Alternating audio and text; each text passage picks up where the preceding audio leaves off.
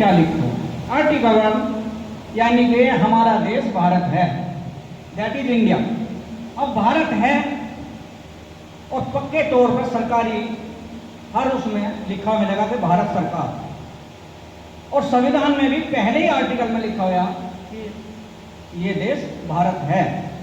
जब भारत है तो दूसरे देश की मांग क्यों की जा रही है?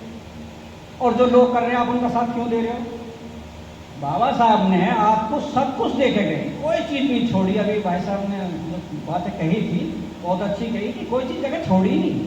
आपको धम दे के गए, आपको सब चीज़ दे के गए, लिखित में दे के गए, और सारी बुद्ध वाली जो विचारधारा है उसको ही दे के गए हैं कि अगर आप बुद्ध के पंक्तियों का पालन नहीं करोगे तो उस पर भी दंड दिया जाएगा। ये संविधान में आर्टिकल बना के गए हैं, धाराएं बना के गए हैं कि अगर आप बाबा तथागत बुद्ध के विचारों पर नहीं चलेंगे तो आपको सजा भी दी जाएगी। और आपको नहीं है कोई भी ये टू जेड भारत में रहने वाला नागरिक। इतना पक्का काम करके गए फिर भी डर रहे हो आप? भाई किस बात का डर है? शासन हो, शासक हो आपको। अगर आप माने तो आपसे बड़ा कोई इस देश का जो मूल निवासी कहते हैं, यानी कि देश का चलाने वाला, आपसे बड़ा कोई था नहीं पहले भी, ना अब है। अब भी आपके वोटों से ही सत्ता बन रही है। आप बैठ जाते हैं, किसी को वोट दे देते हैं, उसकी सरकार बन जाती है, आपकी वोटें खरीद ली जाती हैं, आपको धर्म के नाम पर जो इकट्ठा कर लिया जाता है और आप जो चले जाते हैं। तो शासक हैं आप। मैं आज बहुत कुछ हो लिया, सभी लोग बोरियत महसूस कर रहे होंगे, लेकिन ये हकीकत को जानना बहुत जरूरी है। बहकावे में ना है, हकीकत को जाने कि आप ही का देश है, आप ही इस देश के शासक थे, अब भी शासक हैं। आप राष्ट्रीय ध्वज में देख सकते हैं कि जो बीच में चक्र है वो भी अशोक स्तंभ में जो चक्र है वहाँ से लिया गया। तो सारी देश में जो भी चीज़ें हैं वो बौद्ध धर्म से ली गई हैं और बौद्ध धर्म पे ही हमारा देश चल रहा है।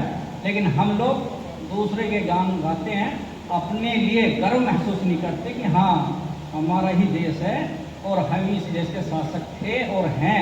लेकिन उसे इकट्ठा करने की जरूरत है, अपने जैसे भाइयों को बौद्धिस्ट बनाने की, बौद्ध धर्म को रास्ते को आगे बढ़ाने की जरूरत है। जब आप सारों की मेजोरिटी बनेगी और इस देश में ये लोग जानेंगे कि ये तो जान गए अपना इतिहास, अब इनको नहीं रोक सकते। लेकिन उन्होंने बहका रखा है जिससे कि आप ना जान जाएं, और लोग कुछ इसलिए नहीं आते कि ऐसी गालबाजी हो जाएगी। लेकिन अब ये रुकने वाला नहीं है। जो टीम BS3 है, इसका प्रयास 4-5 साल से इस तरह से ही है कि जो हमारी टीम है सभी का सहयोग है। ऐसा सहयोग है कि 4 आदमी निकल जाते हैं सुबह 7 बजे, 4 आदमी किसी भी मोहल्ले में निकल जाते हैं, बुद्धम शरणम गच्छामि करते हुए, किसी से डरते नहीं, किसी, क्योंकि हम बुरा कर ही नहीं गए।